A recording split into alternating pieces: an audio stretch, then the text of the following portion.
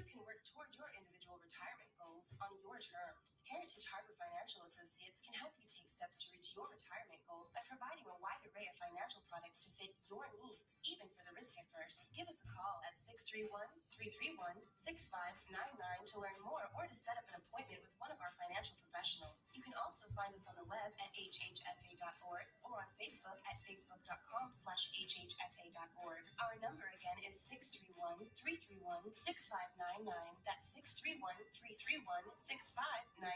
Investments in stocks, bonds, and mutual funds and variable annuities are not FDIC insured and are subject to fluctuation in value and market risk, including loss of principal. Heritage Harbor Financial Associates offers securities through AXA Advisors, LLC, New York, New York. Member FINRA, SIPC, annuity and insurance products offered through AXA Network, LLC. Edward Lehman has been a trusted insurance advisor for over 16 years with insurance solutions for auto, home, commercial, life, and retirement. He's located at 54 Sunnyside Boulevard, Suite H in Plainview. That's just 1,000 feet south of 495. Local agent, local advice. The time to think about insurance is before you need it. So do yourself a favor, and before you pay your next insurance bill, give Ed and his team a call, 516-935-3900, or visit them online at www.allstate.com/EL. Edward H. Lehman Insurance is your trusted insurance advisor. It's the Worldwide Sports Radio Network.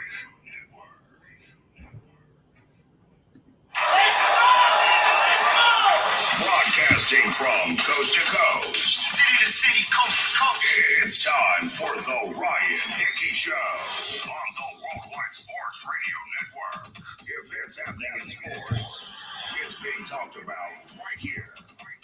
And here's your host, Ryan Hickey. Good Monday morning. Welcome into the Ryan Hickey Show right here. Where else but the Worldwide Sports Radio Network. Hopefully you had a great weekend, a very enjoyable weekend. Hopefully yours was better than, I don't know, maybe either Will Smith's or Chris Rock's, depending on how you view the entire situation that went down last night at the Oscars. Of course, we will have a ton of sports to get into between now and 11 a.m. Eastern. Which, if you're just tuning in for the first time, that is when the Ryan Hickey Show goes until on this Monday morning. We'll break it all down. We got a lot of sports to hit on here. Tom Brady maybe to the Dolphins. We have the Final Four locked and loaded. But, of course, the big news sweeping the internet, the big news coming out of the weekend is what happened at an award show. And we'll dabble. We'll hit on it here in just a second because, man, there's a lot to discuss, a lot to break down from that infamous night at the Oscars last night. As always, we're coming to you live from the Big Italy Pizzeria Studios. Now, whether it's great pizza, hot heroes, and phenomenal dinners, make sure you check out BigItalyPizza.com to find a location near you. So that's the big question of the morning.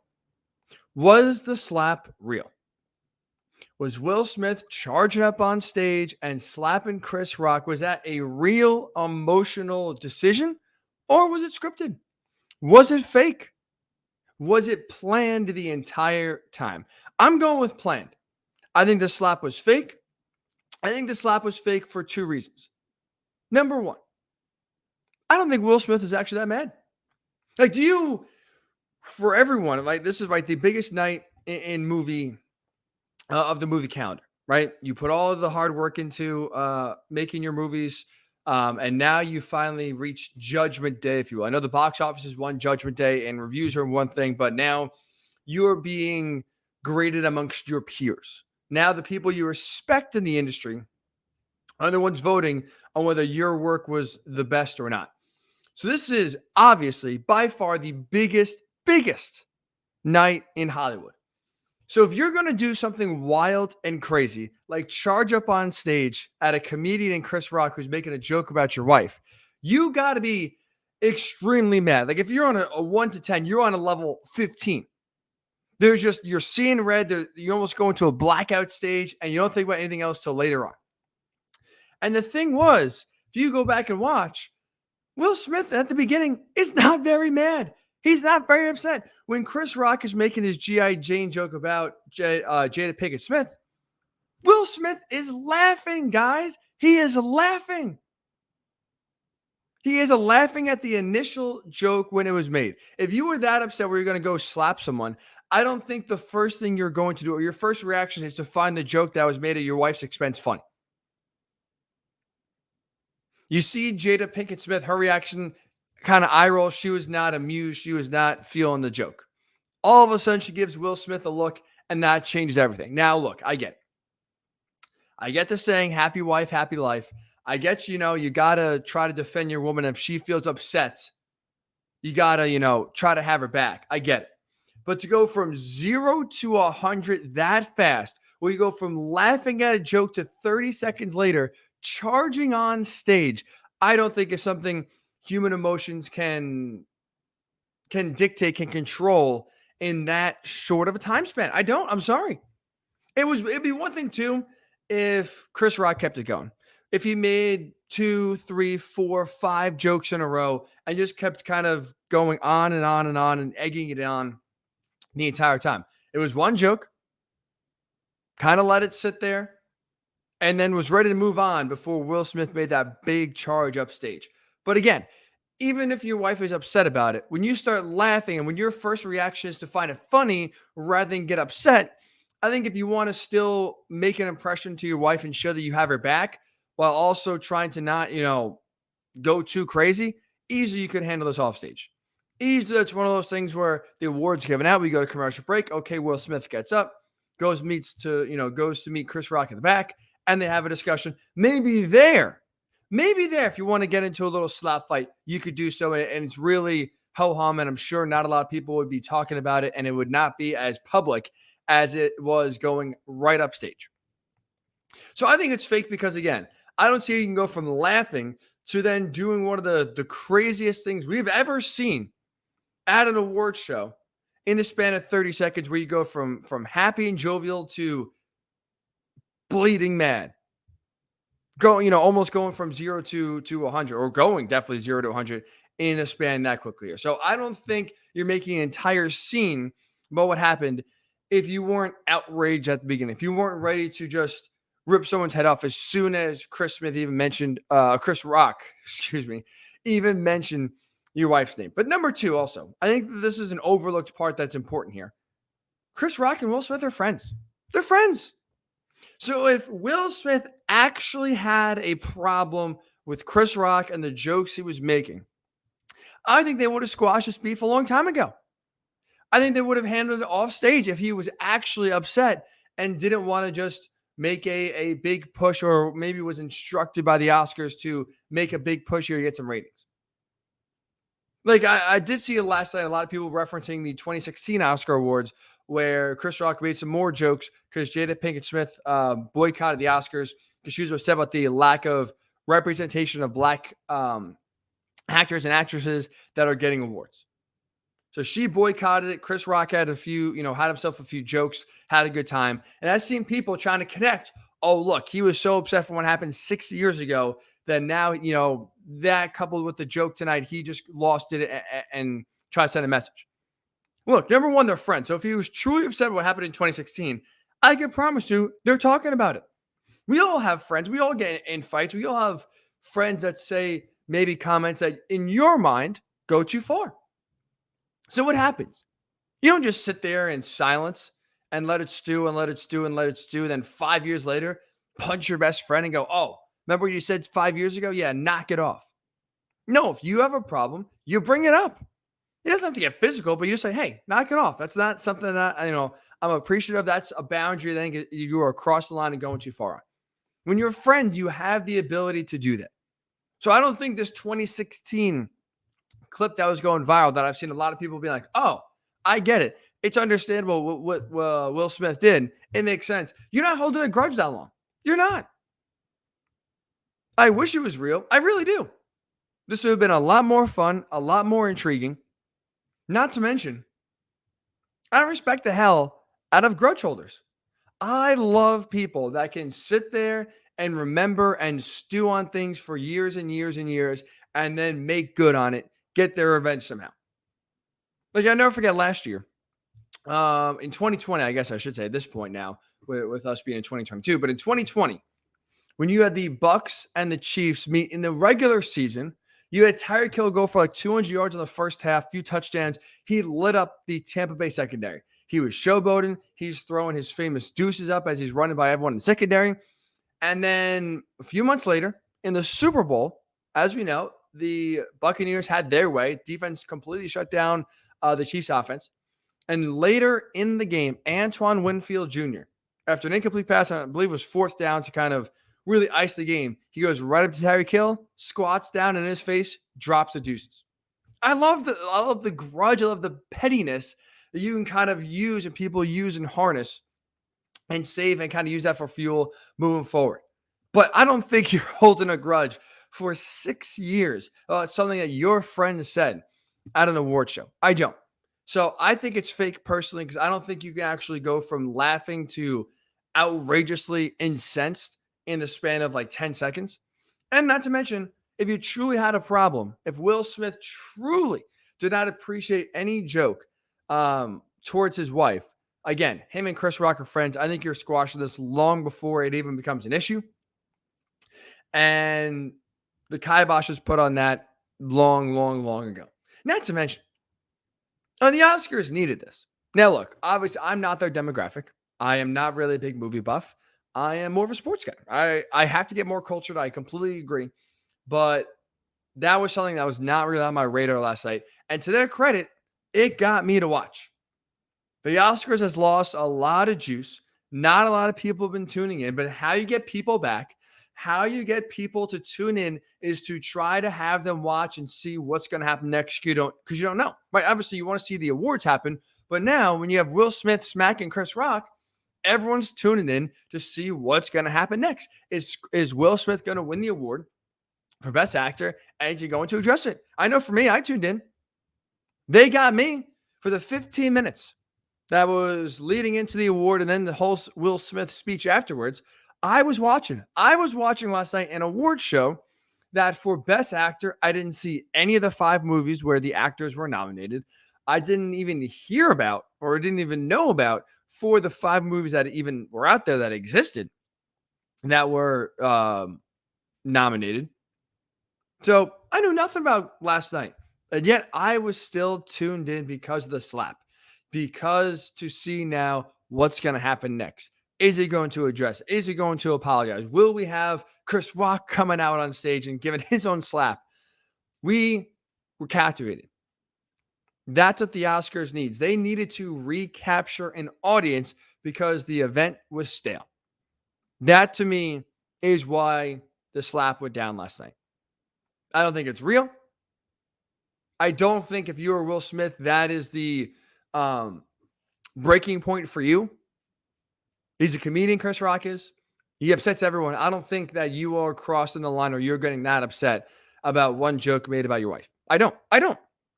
That's a massive decision to make, and I think it was all scripted in the end. Not to mention, finally, the last thing I'll say about this. You see Will Smith's form? Almost a whole torso swing. It didn't even, it looked like a slap that, again, you would see in a movie.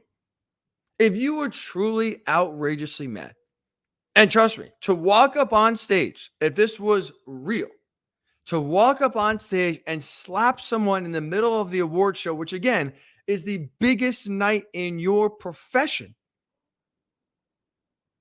you got to be outrageously incensed. You have to be so mad that, again, you're seeing red and blacking out.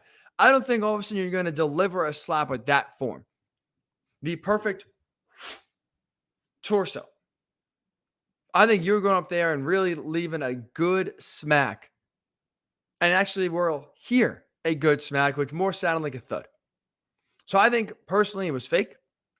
I'm not believing that it was real. I think there's too many different reasons to point out that it was being scripted that make more sense than it just Will Smith losing his mind. I really do. So if you were going to have a fake slap, you would do it with 2 friends, which Chris Rock and Will Smith are. You're not doing it with 2 strangers. You're doing it with 2 friends that will be able to work together, have it go down, and still be friends afterwards, because now it's a big divisive topic today. So if it's real, love to know your reasoning. We'll get your thoughts Ryan Hickey Show on Twitter, at Ryan Hickey Show. You can write on Facebook, Worldwide Sports Radio Network, or on YouTube, Worldwide Sports Radio Network. So we will continue to discuss this, but also we got to get some sports to talk about.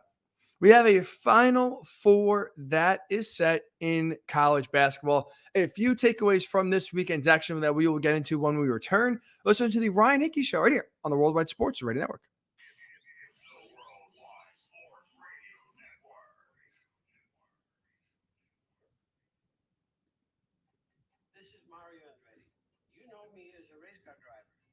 I'm also a Meals on Wheels volunteer. I race against the sport's biggest personalities, but I've never met more vibrant, amazing people than the seniors served by Meals on Wheels. As a volunteer, you deliver a hot, nutritious meal and a friendly hello to someone just like your mother, grandfather, or next-door neighbor. These seniors are inspiring people with incredible stories to share, and they love to see you. The smiles you get back are priceless. Delivering with Meals on Wheels is easy, and you don't have to drive like me for it to be quick. You can volunteer your lunch break once a week or just once a month. With 1 in 6 seniors facing hunger and many more living in isolation, your lunch break can make a real difference. So, America, let's do lunch. Volunteer your lunch break at americaletsdolunch.org. This message brought to you by Meals on Wheels America and the Ad Council. Okay, Simon, what are you wearing right now? Nothing. That's right. And what do people normally wear? Clothes. Exactly. So now Mom is going to teach you how to dress yourself. Clothes keep us warm, they look good, and if we go out without them, the neighbors will talk. So it's important to know how to get dressed. Here's how it's done. Underwear always comes first, name tag at the back, then pants, then shirt. Get the first button in the right hole, or you have to start all over. If you're wearing a tie, it goes over, round, through, and pull tight. Tuck your shirt into your pants and zip up your fly. Socks going first, then shoes, right on right, left on left. With shoelaces, just take the ends, cross them over, switch the loops. The rabbit goes down the hole, pull tight, and you're left with bunny ears. I love punch. Good to know. Now remember, spots don't go with stripes, socks don't go with sandals, and if you've tucked in your shirt, wear a belt. Got it? Why are your pants on your head? Most parenting is hard to do in just 2 minutes. But spending just 2 minutes twice a day making sure they brush their teeth is easier and could help save them from a lifetime of tooth pain. For fun 2-minute videos to watch while brushing, visit tunein2x.org. That's tunein2x.org. A message from the Partnership for Healthy Mouths, Healthy Lives, and the Ad Council. So you see, son, good manners are very, very important. Someday, many years from now, when you're a grown-up, you'll be a man. And when you are, you should be a gentleman. Do you want me to go through it one more time? Yes. Yes, please. Yes, please. Exactly. Always say please, thank you, you're welcome, and excuse me. Sit up straight, hold doors open for ladies. If the door's shut, then knock first. Don't burp, don't swear, don't speak with your mouth full, don't reach across people's plates, keep your elbows off the table. What table? And don't interrupt. While we're at it, don't stare, don't use foul language, don't call people names, but do remember people's names. Always share your toys, play nice, and cover your mouth when you cough or sneeze. On the bus, give up your seat to anyone who has trouble standing bottom line. Treat others the way you'd like to be treated. Got it? Got it. And stop picking your nose. Most parenting is hard to do in just 2 minutes. But spending just 2 minutes twice a day making sure they brush their teeth is easier and could help save them from a lifetime of tooth pain. For fun 2-minute videos to watch while brushing, visit tunein2x.org. That's tunein2x.org. A message from the Partnership for Healthy Mouths, Healthy Lives, and the Ad Council. It's the Worldwide Sports Radio Network. Welcome back to the Ryan Hickey Show, right here on the Worldwide Sports Radio Network.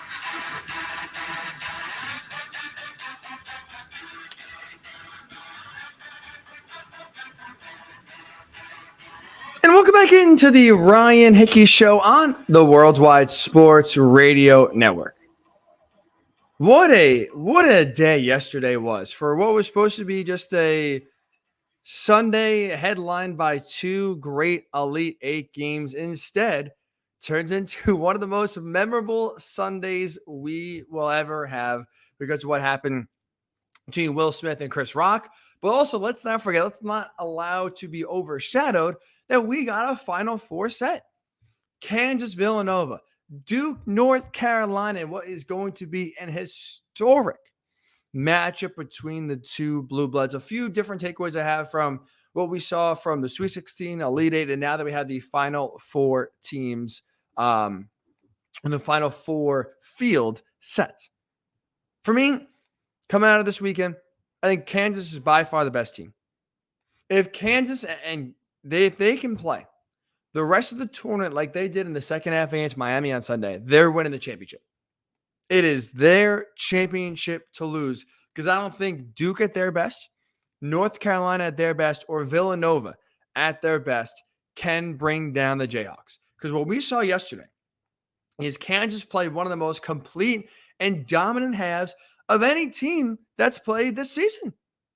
They were incredible. Everything was working for them. They shot 59% from the floor. They went 16 of 27 as a team in the second half.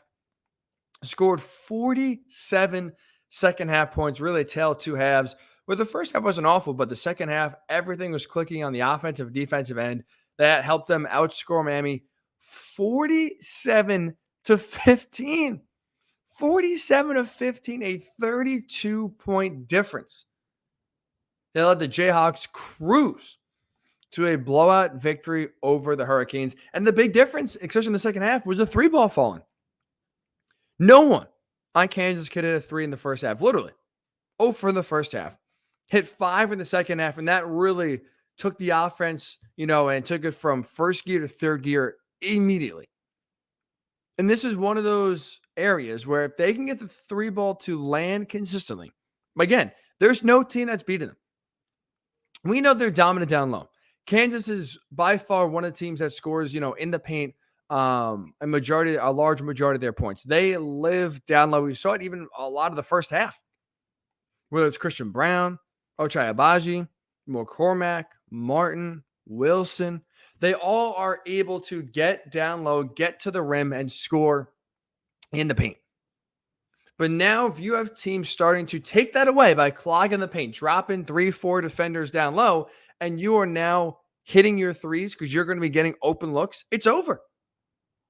It's over. So whether it's Carolina, whether it's Duke, whether it's Villanova, as long as Kansas can continue to hit their threes, I don't see how anyone can keep up. Kansas by far is the team I think that's going to win the title. And I think has the best chance to win the title because, again, they have a ton of talent. They play really well on the defensive end of the floor. They can score down low easily. And again, now if you could just get that three ball to land, which it did in the second half, look out. They are the team that no one else is going to be taking down. So I think Kansas showed you in the second half how truly dangerous they can be. We are getting an historic North Carolina Duke rematch because now it is the first meeting of these two blue bloods, these two hated rivals in the NCAA tournament. And I hate to say it. I really do. I'm not a Duke fan. I'm not really a Coach K fan. But seeing how this is shaping up, this is starting to feel like destiny that Duke is beating Carolina and getting to the national title game. I hate to say, I know I just said 2 seconds ago, I think Kansas is winning. Yeah, I do. I still am going to pick that. This is starting to feel like destiny, like Coach K getting that last championship in his final year as head coach. Because the story's already writing itself. You can already see the 30 for 30 promo working at, in real time. Think about it. Duke has been around for forever, right? Their basketball program started in 1905. UNC, 5 years later, they were founded in 1910. The Blue Devils have made the NCAA tournament 44 times in their history. UNC now 52. So there's a lot of history. Obviously, these two schools have been around for well over a century. There have been so many opportunities, 44 in fact, really a little less, but there have been dozens of opportunities for these two blue bloods to meet somewhere in the NCAA tournament. And the fact that now in Coach K's final season as head coach, going to the Final Four, they are finally seeing North Carolina for the first time in tournament history. Feels like destiny, feels like the perfect revenge point for Coach K to avenge the home loss. Like can't you see the 30 for 30 starting with that final home game when North Carolina comes in and plays spoiler and on Coach K's final home game with all the alum, with all the former players, with so many different celebrities in the stands to what was supposed to be a final send-off from Cameron Indoor and instead had the party rained on by the Tar Heels than have what was, because of the loss, a cringeworthy post-game ceremony where Coach K, even before the ceremony starts, apologizes to the fans, then has to give, a speech and has to kind of let his emotions go after losing by 13 points at home to the Tar Heels in the final game of his career at home. Can't you see now? That's starting. We get the music. Maybe it fades to black and white. And all of a sudden, then it says, but Coach K, that was not his final time. Destiny would work in Coach K's favor. I can absolutely see now, and there's really no way I can't see Duke losing this game. I think there are a few different times you could feel destiny where just a team is going to win because of the situation going into it, because of the story that's building, where it's just there's no way they're going to lose this game. That's how I feel about Duke. That's how I feel about this blue blood rivalry rematch in the Final Four. I would be shocked, absolutely shocked, if North Carolina plays spoiler again. They're getting their opportunity. Duke is to get revenge. They're getting their opportunity, by the way, on the biggest stage possible, and the Final Four, the chance to go to the national title, where this Duke team was written off. They struggled a little bit down the end. They lose that game to Carolina at home.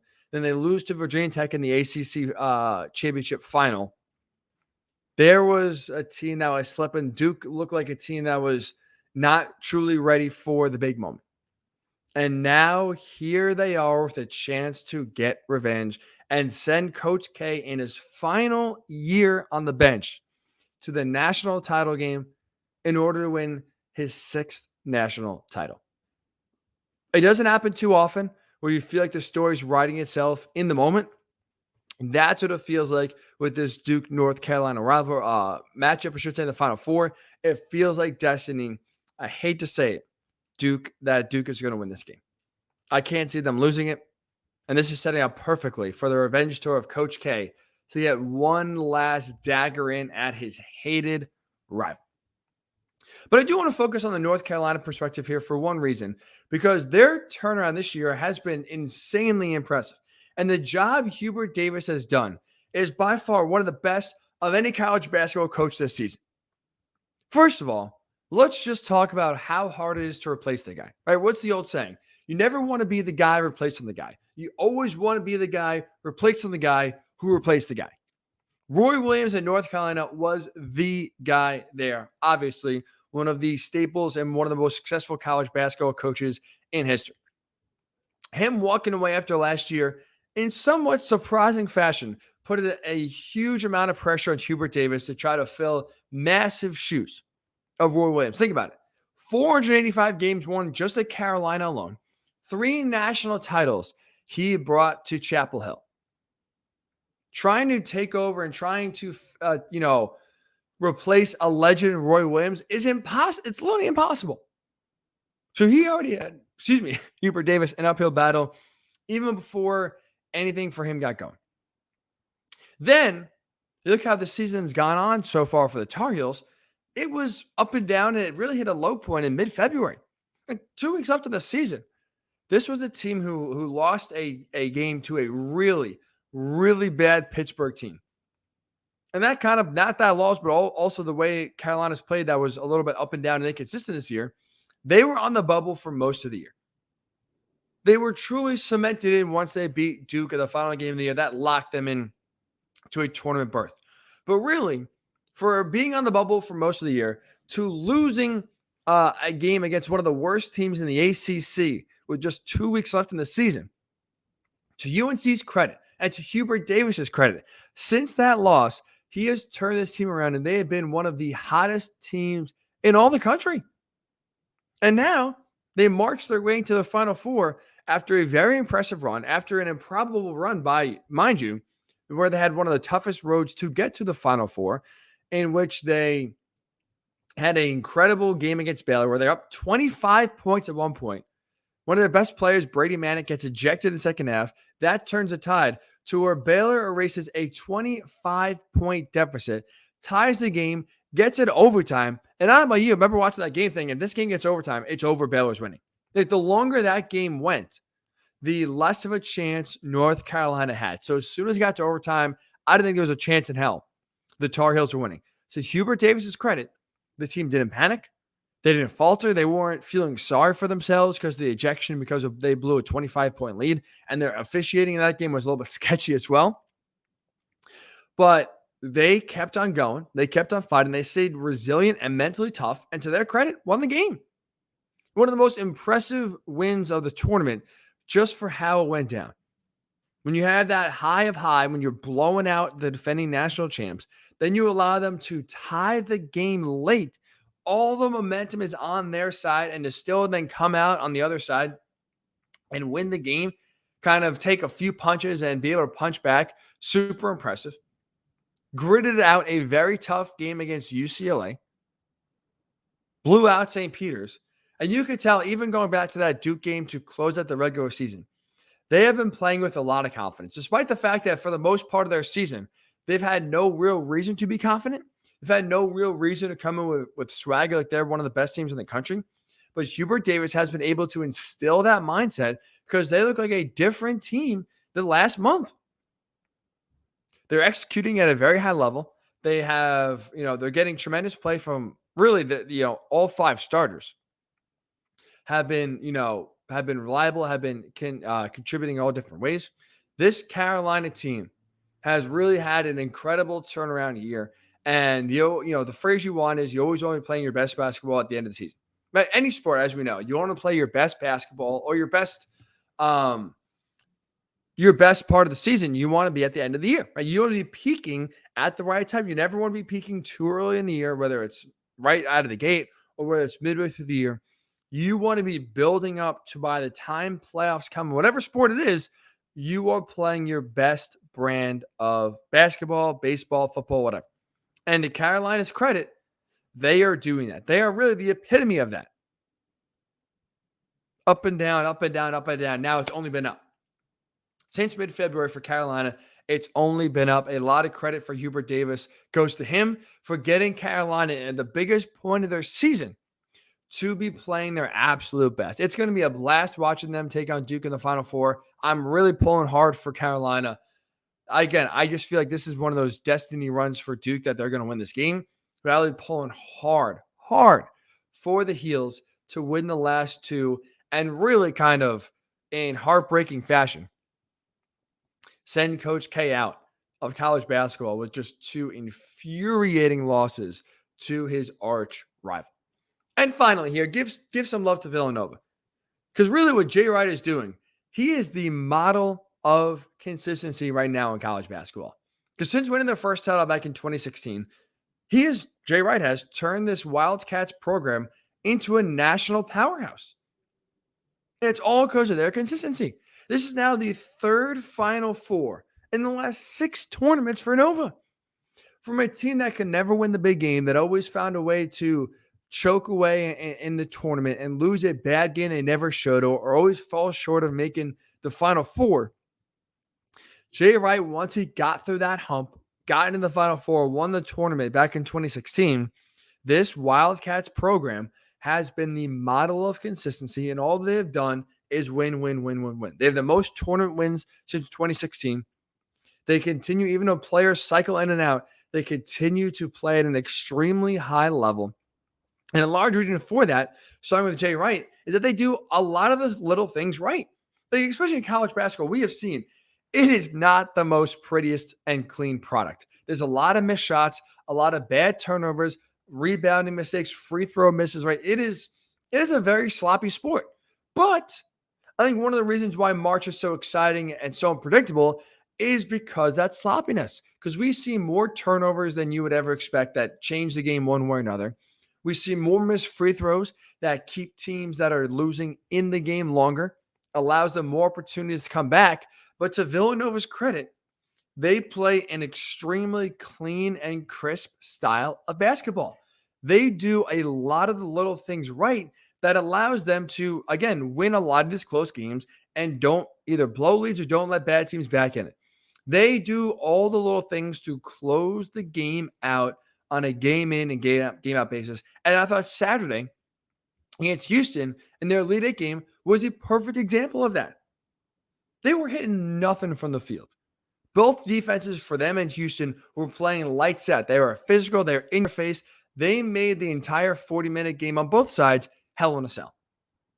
And the final score says it all. But Villanova did the small things like going to the line and hitting their free throws. 15 for 15 on their free throws on Saturday. They got to the line, and when they got to the line, they made the most of it. They are number one in the country this year in terms of free throw percentage, 74%. That is going to win you a lot of games. That is going to close out a lot of games. Because when teams are fouling you late, they are able to close the game out by not allowing anyone to get second and third opportunities. They hit their free throws again. 74% as a team is one of the highest in college basketball history. They've been tremendous at the line. They rarely turn the ball over. So again, the two easy areas in college basketball that allow teams that are losing to come back and win: missed free throw shooting, turnovers. And Villanova was one of the best at free throw shooting and hitting their free throws, and one of the best at ball security. Not turning it over and instead turning you over. Getting extra opportunities for them on offense, but not allowing other teams extra opportunities on defense. They have had a tremendous season so far. And again, third Final Four in the last 6 tournaments just shows how consistent Jay Wright has built this program. It's been incredible to watch. Now, their next game Saturday against Kansas is going to be tough with Justin Moore unfortunately going down with an Achilles. If you watch the replay, you saw kind of the pop in the calf similar when Kevin Durant tore his Achilles. Very sad. You see, especially so late in the game. You really hope he's okay going forward, but that's a big loss now for Villanova as they head to the Final Four.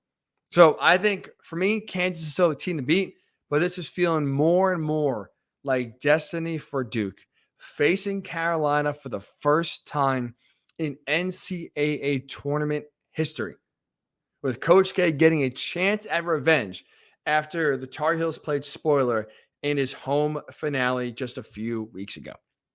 So I have Kansas still winning it all. How about yourself here? Who do you have as we have the final 4 teams in the field set? Kansas, Villanova, Duke, North Carolina. Who do you have winning? Tweet me at Ryan Hickey Show on Twitter. Also at WWSRN_radio is our company handle. Facebook, we're there, Worldwide Sports Radio Network. YouTube, we are there also, Worldwide Sports Radio Network.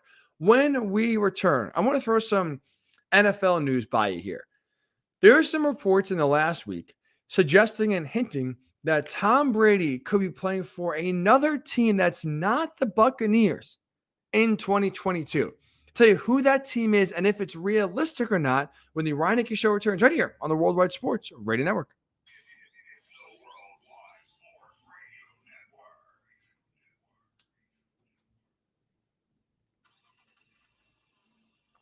Of course my kid's in the right car seat. Well, I think he is. Yeah, my kid's in a booster seat. He was ready to move up. He is ready, right? Her car seat looks like the right size.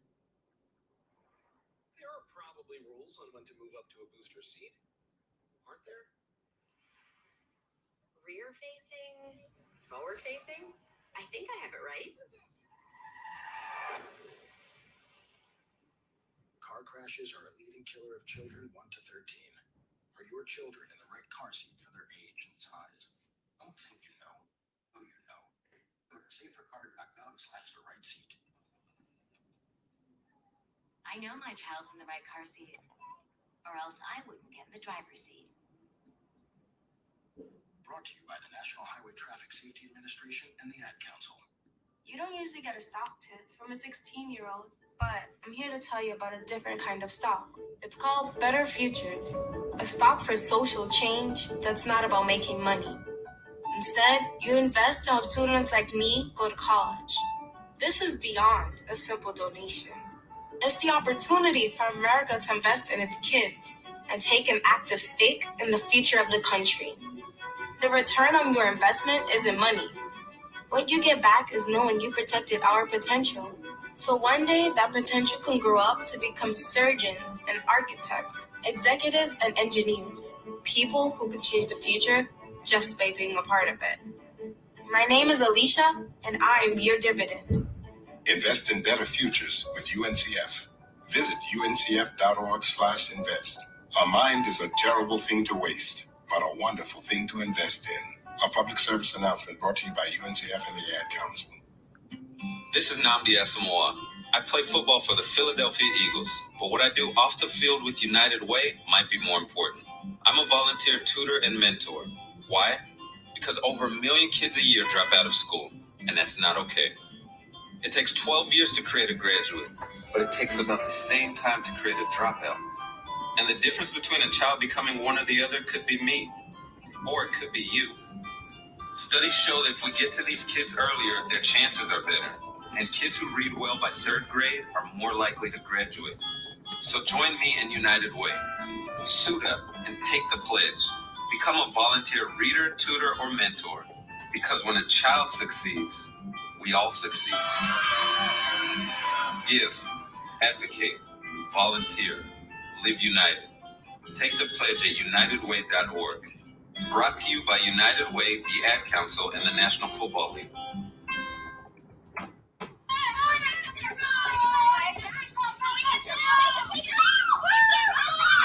They'll challenge your authority.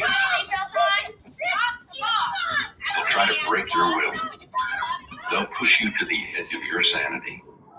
Because that's what kids do. But this car is your territory, not theirs. Defend it. Who makes the payments? Who cleans it? Who drives it? You do. That's who. And in here, your word is law.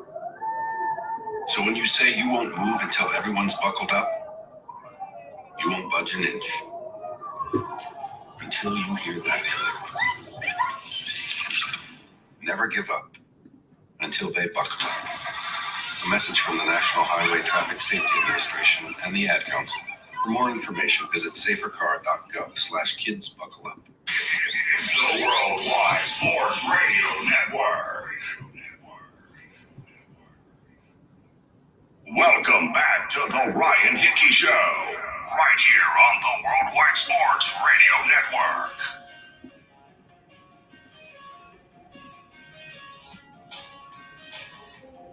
And welcome back into the Ryan Hickey Show. Where else but the Worldwide Sports Radio Network?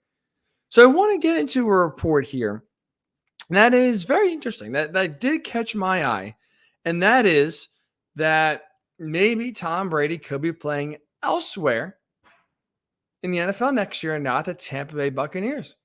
There's a report that is saying that Tom Brady and the Dolphins are working together on a deal to get the GOAT to Miami. And when I hear that report, when I see that report, for me, it makes zero sense. It absolutely makes zero sense for Tom Brady to play for the Dolphins this season. Whether it's the actual team that's constructed, whether it's the conference the Dolphins are in, Miami, either way you look at it, is a downgrade for Brady. So where this report got steam, why it is a report that is being taken seriously, is because Dale Arnold of Nesson is the one who tweeted out ago. He tweeted that he would not be surprised if Tom Brady doesn't play for the Buccaneers next season and instead plays for the Dolphins.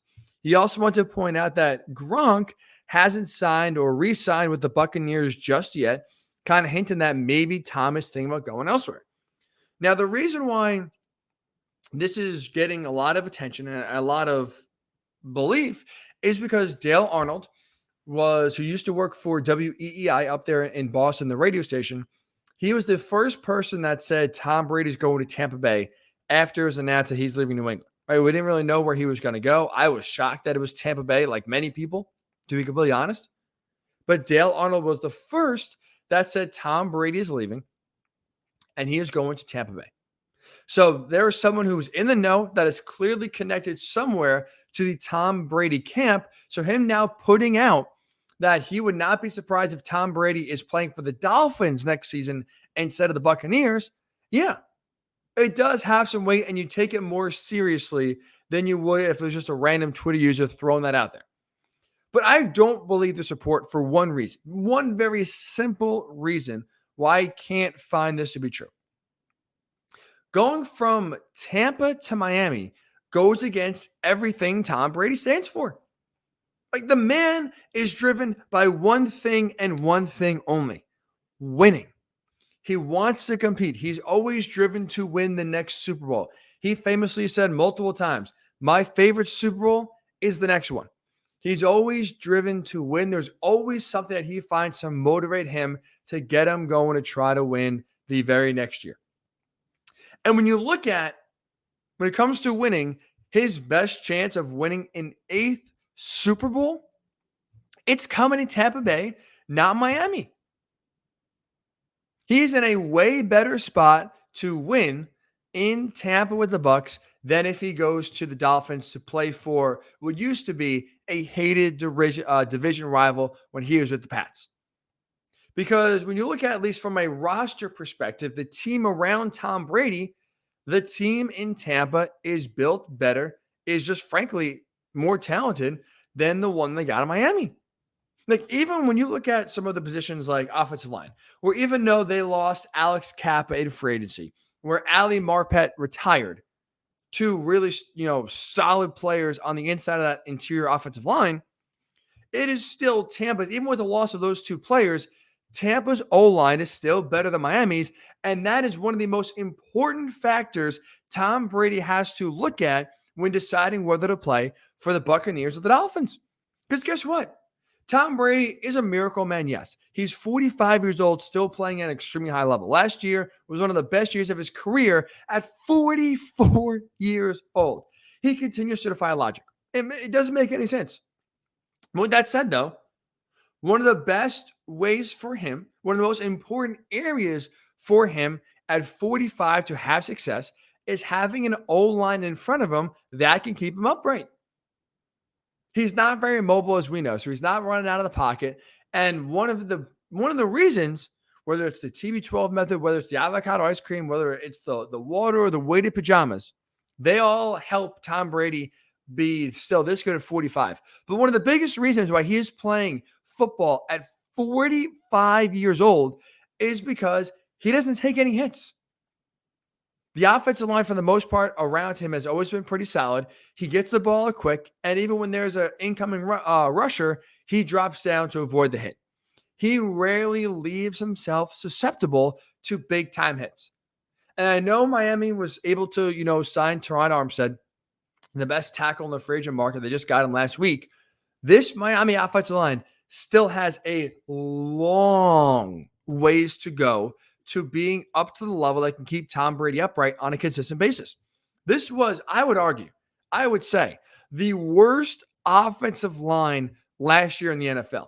The Dolphins, if I had to rank 1 through 32 offensive line, which maybe we'll do that one too, because I'm sure everyone loves to hear offensive line rankings, the Dolphins will be 32. They were awful last year. And so I get, yes, they made some adjustments and they have beefed it up a little bit.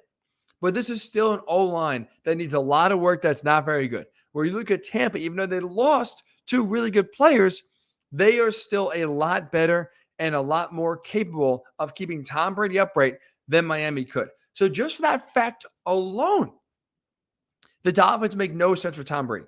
Because they can't keep you upright if you're going to constantly have players in your face. Number one, that's where you play at your worst. And that's how your career gets cut short before you wanted to. O-line in Tampa, way better than the O-line in Miami. But it's not just the O-line. It goes further than that. Bucs have a better run game.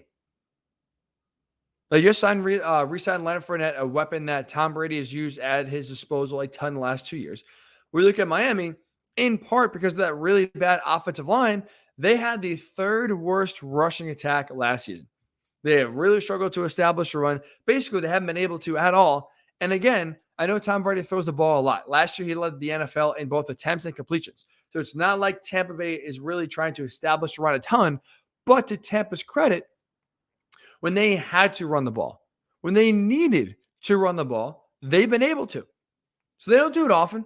They don't do it a ton, but they've been able to run the ball at a consistent pace when they've had to, compared to Miami, who's just, again, in a really bad spot with their O-line. So the run game is not very effective for Miami. The offensive line in Miami is still, even with the additions that they've made this offseason, nowhere near what it should be compared to the Tampa Bay offensive line.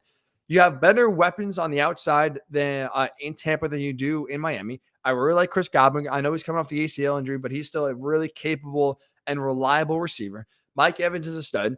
And now you had Russell Gage, a really solid receiver coming over from the Falcons to bolster that number 3 spot that kind of was a void in Tampa last year. So I know the Dolphins just added Tyreek Hill, and now I add him to Jalen Waddle and Devontae Parker and Mike Gesicki. So I get there are some names that are starting to pile up in Miami. I still would favor, though, the weapons Tampa Bay has over the Dolphins. Not to mention, I do think one of the most important factors that is going for Tampa is continuity. It took Tom Brady 12 games in 2020 to get on the same page with his receivers and his O-line and really feel comfortable in the offense. Look, I get that year resulted in a Super Bowl, but again, he has continuity now with his receivers. Everyone's on the same page, and everyone is very comfortable in the offense. I don't know why, if you're Tom Brady, you would leave that to start all over yet again and work to build continuity and start from the ground floor where you could still, stay in Tampa and just get better and better. Keep on building for what you've established so far through the first 2 years. So when it comes to a team perspective, I think the Buccaneers are more talented. They're in a better spot for Tom to succeed individually and on the field, and in the win column right now more than Miami when it comes to what is built around Tom Brady. And then when you look at and you take a step further and you look at the conference that Brady is currently in versus the conference he would like to get, or reportedly would like to get traded to, the NFC is so much more attractive, such a better conference to be in right now than the AFC. So I don't know if you're Tom Brady, why you would all of a sudden request a trade to go to a gauntlet in the AFC where it's right now a cakewalk for you in the NFC. Like if you look at it, 2022, the Buccaneers have one team they have to worry about. There's only one team standing in Tampa's way when it comes to making their second Super Bowl appearance in 3 years. That's the Rams. Beat them last year. Rams are still really damn good, right? They basically, the only loss they've suffered is Von Miller so far in free agency. They've added Allen Robinson to make that wide receiver core even deeper and more talented than it already was. So I think that this Rams team is still going to be a handful, but that's the only team that's legitimately going to give Tampa a run for their money. The Packers this season got worse. Sure, you bring back Aaron Rodgers, I get it. You cut Zadarius Smith and you traded the best receiver in the NFL, Devontae Adams. The Packers took a step back this offseason instead of taking another step forward. The Cowboys are frauds, and the Cardinals have shown you they have been unable to win the big game. They choked down the stretch.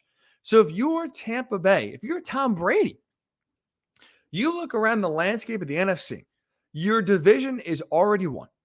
Like, I get it's March 28th right now. You've already won your division. Start passing out the hats. Start passing out the shirts. Get some cigars if you want to celebrate. You are already the 2022 NFC South champions. Jameis Winston in New Orleans now with no Sean Payton is not beating you. Panthers have no quarterback. Right now, no direction. And the Falcons are tanking. Openly tanking. So you are going to win that division easily. Whereas, and again, there's only one team you got to worry about in the conference, in the Rams. We look on the flip side in the AFC, even just their division, I would still not say the Dolphins are the best team in that division if Tom Brady was to go there. I still give a slight edge. I think the Buffalo Bills would still be my pick if Tom Brady goes to the Dolphins to win that division. So right now, in my opinion, you still aren't the best team in your own division. Then you got to contend with the likes of Patrick Mahomes, Joe Burrow, Russell Wilson, Justin Herbert, Deshaun Watson, Josh Allen. You got to deal with all of those young stud quarterbacks in your way on your path to the playoffs. Like we can map out here road to the Super Bowl. If you're the Buccaneers, you could face, I don't know, Kirk Cousins maybe in the first round. You could take on Kyler Murray or Dak Prescott in the second round, and then face Matthew Stafford in the NFC title game. Or you can have that route. You can take on, let's say, Joe Burrow in the wild card weekend. Let's say Deshaun Watson in round number 2 and Patrick Mahomes in round 3. Would you rather go through, let's say, a Cousins, Dak, Stafford road to the Super Bowl, or would you rather go on a Burrow, Watson, Mahomes run to the Super Bowl? You know which one you're taking, and it's not even close. It's not even a question. So again, why would Tom Brady willingly leave the better team that he's on right now in Tampa Bay to go to a harder conference where you go from just one team you got to worry about in beating. So now there are probably 6 or 7 teams that are on par with you or even better. That doesn't make much sense. It doesn't make much sense. So I hear the report, Dale Arnold again, who was the first person to say Tom Brady, when he was leaving New England, was going to Tampa Bay. He's reporting that the Dolphins and Tom Brady are working on a trade and that he thinks that he would not be surprised if Tom Brady is playing for the Dolphins next season, not the Buccaneers. I just don't think it makes much sense, whether it's a team perspective. I think the team is built better in Tampa than it is in Miami, and whether it's a conference perspective, because that AFC is a gauntlet. It is extremely tough. Whereas you're on the other side in the NFC, it is, frankly, a cakewalk outside of one team. Tom Brady came back to win. He is driven by one thing, winning. He has his eyes set on one prize and one prize only, the Super Bowl. He's in a much better spot, much better chance to win a Super Bowl in Tampa than he is in Miami. So I'm curious your thoughts here. Does it make sense in your mind for Tom Brady to go play for the Dolphins this season? Him working on a trade from Tampa to Miami, does it make sense for Tom Brady? And if so, where do the Dolphins rank in the AFC? I don't think they're an elite team. I put them in the Super Bowl contender category with teams like the Chargers and the Bengals, but I don't think this team is on the same level right now as, let's say, the Broncos, even the Chiefs after the Tyreek Hill trade, the Bills or the Browns. I think they are clearly a step behind, even if they have Tom Brady. Those 4 teams that just listed, I think they're on par with more the Chargers and the Bengals. So the Dolphins would not be an elite team in my mind right now. And the road is way harder in the AFC than it is in the NFC. So does it make sense in your mind for Tom Brady to play for the Dolphins this season? Tweet me at Ryan Hickey Show on Twitter or WWSRN_radio. Worldwide Sports Radio Network on Facebook, and also YouTube, same handle, Worldwide Sports Radio Network. So get your thoughts here. Does it make sense for Tom Brady to go from the Bucs to the Dolphins next season? And when we return on the show, we'll get your thoughts on also the Nets and the Sixers. Horrible Sunday for both of those organizations. Why they got a major dose of reality. I'll explain why that is when we return us into the Ryan Hickey Show right here on the Worldwide Sports Radio Network.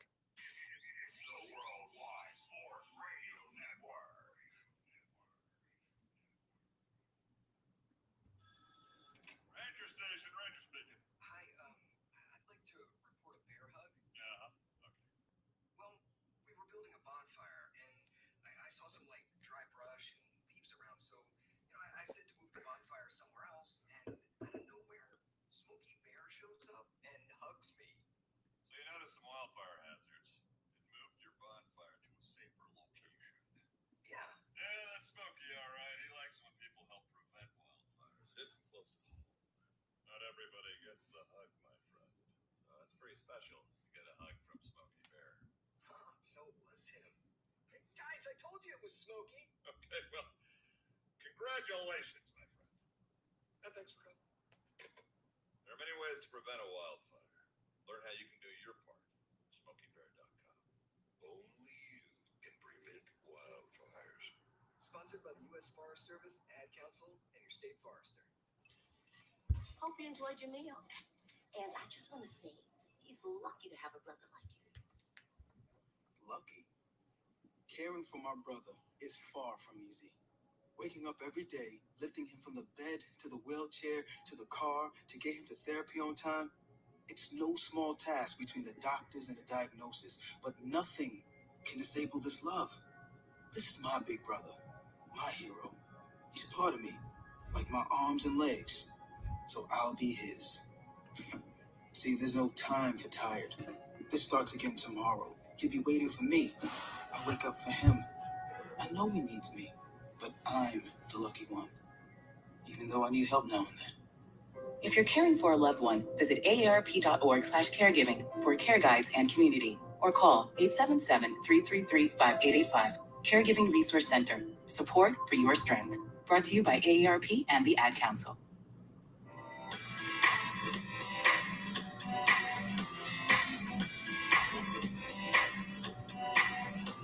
People been saying to your friend, get a different face, and posting on their feed, they're super ugly. The things they say to them online are cruel and they're not true. So tell your friend, I'll stand up for you. Don't worry, I know what to do. Oh, tell the world I see with an emoji to stop the bullies. Know someone who's being bullied online? Send the witness emoji. It looks like an eye in a speech bubble, and it's in the symbol section near the clocks in your phone. You'll let the world know it isn't cool, and you'll let your friend know you care. Learn more about the witness emoji at eyewitnessbullying.org. Brought to you by the Ad Council. It may be hard to believe, but people just like you are already saving money. FeedThePig.org makes it easy. Their simple savings plan teaches you how to start saving without going overboard. So you don't need to mooch off your friends. You gonna finish that grape? You mean the one in my mouth? You don't need to stop buying the necessities. What you're smelling is a natural musk. Ew. You don't need to be a medical test subject. How do you feel? Mostly okay. Sometimes, though. You don't need to get a second job as a stuntman. We need a new stuntman. Let's break for lunch. You just need an internet connection. Don't get left behind. Start your personal savings plan with the tips and tools on feedthepig.org. That way, you don't need to sell your soul to the devil. $15 is the best I can do.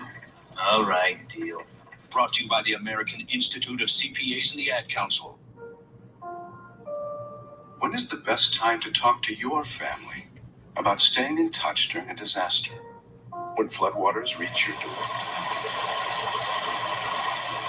When wildfires are engulfing the edge of your neighborhood. Or an earthquake is destroying buildings. When a tornado is tearing through town. Or a hurricane strikes. It's the best time, perhaps, today.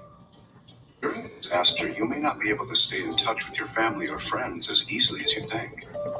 And it's not always as simple as using your cell phone. That's why now is the time to take action. Go to ready.gov/communicate. Your emergency plan today. Don't wait. Communicate. Brought to you by FEMA and the Ad Council. Of course my kid's in the right car seat. Well, I think he is. Yeah, my kid's in the booster seat. He was ready to move up. He is ready, right? Car seat looks like the right size. There are probably rules on when to move up to a booster seat, aren't there? Rear facing, forward facing. I think I have it right. Car crashes are a leading killer of children 1 to 13. Are your children in the right car seat for their age and size? Don't think you know. Know you know. Go to safercar.gov/the-right-seat. I know my child's in the right car seat, or else I wouldn't get in the driver's seat. Brought to you by the National Highway Traffic Safety Administration and the Ad Council. It's the Worldwide Sports Radio Network. Welcome back to the Ryan Hickey Show, right here on the Worldwide Sports Radio Network. And welcome back into the Ryan Hickey Show. Where else but the Worldwide Sports Radio Network? As always, the 10 o'clock hour is brought to you by LC Designs. Charcuterie boards are perfect for all occasions. So make sure your guests are both happily fed with some delicious and aesthetically pleasing charcuterie boards made by Lauren Clark. So make sure you check her out, lcdesignsnyc.com, lcdesignsnyc.com for more information. So some breaking news here. I want to get to the Nets and the Sixers in just 1 second, but we do have the team that will be featured in Hard Knocks this summer. It is the Detroit Lions. They are going to be the darlings of Hard Knocks this fall, or really this summer, I should say. Now, let me say this. Very uninspiring. Not a lot of storylines that I think people are going to care about when it comes to the Lions. Jared Goff, we know, is a placeholder. I don't think the Lions are going to draft a rookie quarterback. Now, Dan Campbell, I think, will be entertaining. I'm interested to see what Dan Campbell's like in practice on a day-to-day basis. We know what his press conference is like, right? Starting the first one with, we're going to bite people's kneecaps off. And he's always has some, high energy or some interesting quote that's pretty funny. But the Lions just don't really give you a lot. There's not a lot of household names that we know. There's not a lot of interesting characters that I feel like they're going to captivate the audience. Hard Knocks it's interesting. It's watered down to start. It's been a show that used to give you a lot more access and a lot more behind the scenes and raw footage than they do now. I mean, now with the Cowboys last year, it's basically an infomercial. How great are the Cowboys? How great are their facilities? How much praise can we heap on Jerry Jones? There was not a lot that I thought was really real at the Cowboys. And I'll be honest, I didn't even finish Hard Knocks last year. I didn't finish Hard Knocks the year before that. The last Hard Knocks I watched that was the full 5 episodes was the Cleveland Browns. What was that, 3 years ago at this point? 4 years ago with when they had Baker Mayfield and Hugh Jackson as the head coach that eventually led to a very interesting season where Hugh Jackson was fired. So I guess that was 2018. Since then, I have not watched a full Hard Knocks through, whether it's a joint one with the Rams and the Chargers, whether it's going to be, whether it's last year at the Cowboys and now this year at the Lions. Just not a lot there that pops for you. So that is the team that will be featured in Hard Knocks this season. I did enjoy the in-season Hard Knocks with the Colts. Hope they do that again.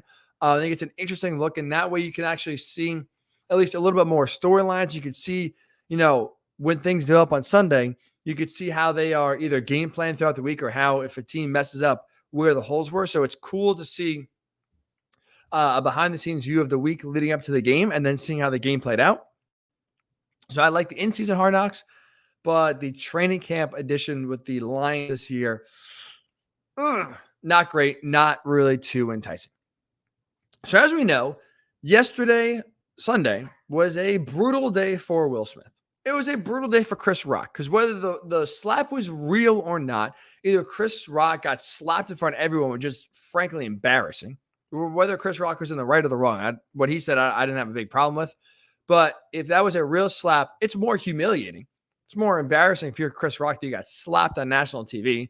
If you're Will Smith, I mean, dude, come on. What are we doing here? It's not even that bad of a joke. At least get your money's worth. So either way, it was a bad day for those two gentlemen. But that wasn't, they weren't the only two that had pretty rough Sundays that kind of woke up with some Sunday scaries this morning. I went to bed with some Sunday scaries last night. So I thought the Nets and the Sixers each had just a brutal Sunday as well. Both teams suffered some bad losses that I think show why neither are winning a title this season. If you're a Sixers fan, obviously your goal is title or bust. If you're a Nets fan, now that Kyrie is back full time, you still think, all right, championship is within our reach. But I think yesterday was a humbling reminder that neither team, Sixers or the Nets, are winning a championship this season. Let's start with Brooklyn. They lose to the Hornets 119-110 in Kyrie Irving's home debut. He finally made a home game appearance for the first time since the playoffs against the Bucks last year. The most concerning part, though, is not that you lost to the Hornets in Kyrie's return that he played awful. It's not even that. The most concerning part by far is where that loss puts Brooklyn in the Eastern Conference standings. With that loss, they are now tied for 8th place with the aforementioned Hornets. But because Charlotte won that game and won the season tiebreaker, or won the season series, I should say, now they have the tiebreaker, the Hornets do. So even though they have the same record, the Hornets are in 8th, and the Nets now are in 9th with just 7 games to go. So if that doesn't change, if these standings where the Nets are in 9th, the Hornets are in 8th, if they stay for the final 7 games and going to the playoffs, that is a huge, huge L for the Nets, because now they got to win 2 games just to make it into the playoffs. Right now, right when they're in the play-in tournament, which they're not going to get out of, well, you're a 7 or 8 seed. You got a little bit, of wiggle room because, number one, you win 1 game you're in, and you're the 7 seed, so you get, whether it's a Heat, whether it's a Celtics, you get a little bit easier matchup, we'll say, in the first round.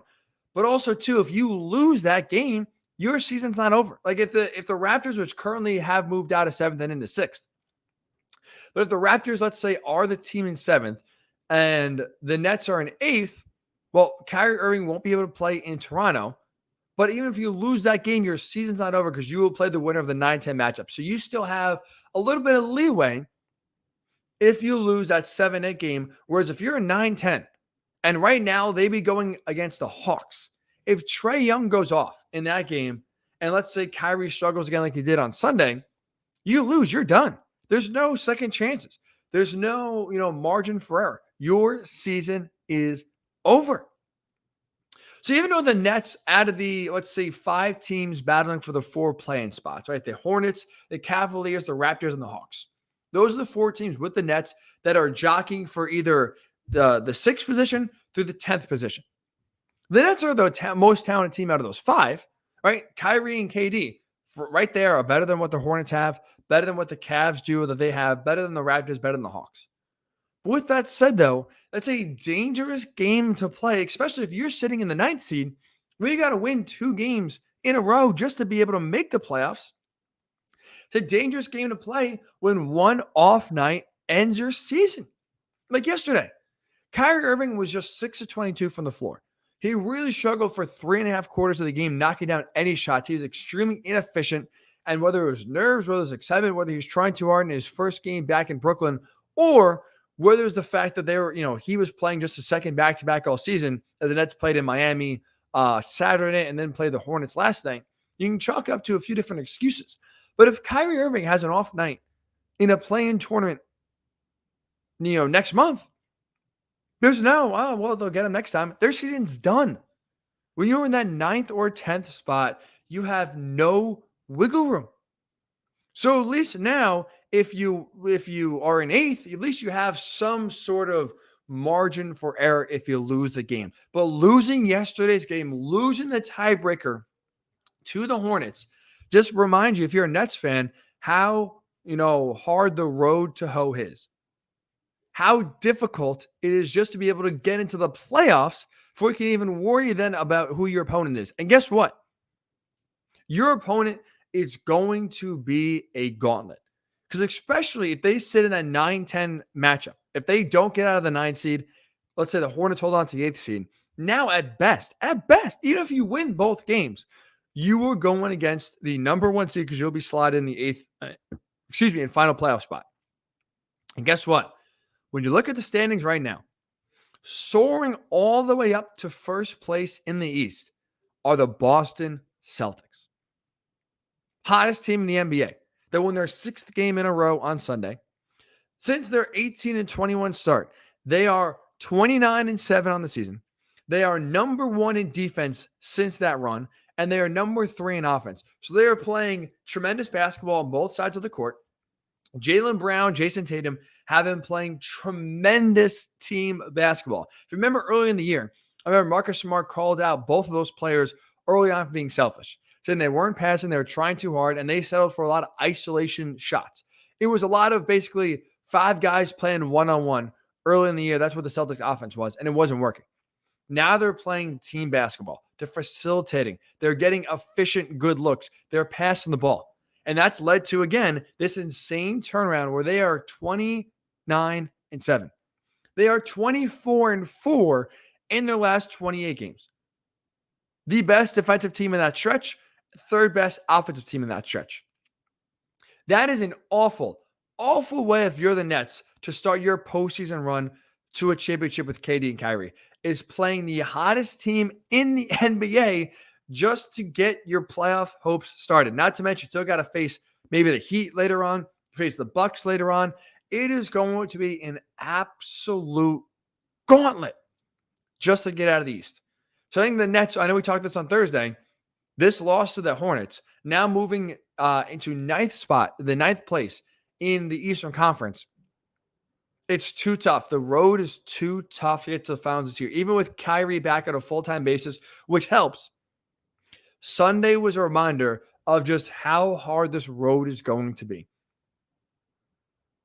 It is going to be too difficult, I think, for the Nets to get by, coming from 8th, going all the way to 1st in terms of, running through the Eastern Conference or in the playoffs and making the finals. So they're not making the finals. They're not winning a championship this year. And the Sixers got another dose of reality, I thought, on Sunday as well. They lost to the Suns, which, you know what? Okay, fine. No harm. One of the best teams in all the NBA, especially on their home court in Phoenix. That's a tough game that you're going to win. But again, it was another reminder of what you're going to see James Harden play like in the playoffs. He was, in another big game, another no-show. Just 2 for 11 from the field. Only got 8 free throw attempts, which again, if you're going to shoot 2 for 11, one of the best things James Harden is doing if he can't make shots on the field is drawing fouls. So if you're going to go 2 for 11, you hope, okay, maybe at least he's being physical and he's taking, 12, 14, 16 free throw attempts, at least get to the line to get something going. Only 8 free throw attempts. That's not going to cut it. It's not going to cut it when you can't hit a shot from the field. So again, in another big-time game against a big-time opponent, James Harden comes up small. This Philly fans, get used to it. Get ready for it. This is the James Harden you are going to see more times than not in the postseason. Joel Embiid has been the MVP so far this season. He's been a tremendous player. He can't do it all himself. James Harden was brought in to be the closer. James Harden was brought in to be the finisher for this team and be the missing piece to a championship run. And so far, whether it was the Nets and Ben Simmons' we'll say, quote-unquote, return to Philly, even though he's just on the bench, James Harden played horribly. Whether it was yesterday against the Suns, another awful game from the Beard. This is what you're going to see. He loves to disappear in the playoffs. He's a disappearing act. So don't really get your hopes up if you're Philly fans. Don't really get your expectations high that James Harden's going to snap out of this and play well in the playoffs. He won't. He won't because he's never done that in his career. And it's not starting now. So Sunday was a reminder to the Sixers fans, this is going to be playoff Harden coming very soon to your television screen, so get ready for it. Anytime a big opponent, anytime the moment is big, James Harden's going to shrink. And if you're the Nets, if you had optimism that, hey, Kyrie is back, maybe this team can make a run, you got a nice wake-up call on Sunday because this team, even with Kyrie back, the road to the playoffs is too hard because when you look up at the standings this morning, you're in 9th place in the East. We take on right now the Hawks in the first play-in. Loser goes home. Then you got to win another game just to be able to get into the play-in tournament. I think the road to hoe is too hard for the Nets to get to a title. That was reinforced yesterday. So I'm curious your thoughts here. Are you with me? Sixers, Nets, cross them off, no chance of winning a title this year. Or am I overreact? Am I being unfair maybe to both franchises and overreacting to, let's say, one loss on a Sunday? Don't forget your thoughts here on Twitter at Ryan Hickey Show or WWSRN_radio. You can tweet, you can write on Facebook, Worldwide Sports Radio Network, or YouTube, same thing, Worldwide Sports Radio Network. When we return, speaking of the playoffs, speaking of the NBA, the Lakers, are they going to miss the playoffs? We will discuss that when we return. Us into the Ryan Hickey Show right here on the Worldwide Sports Radio Network.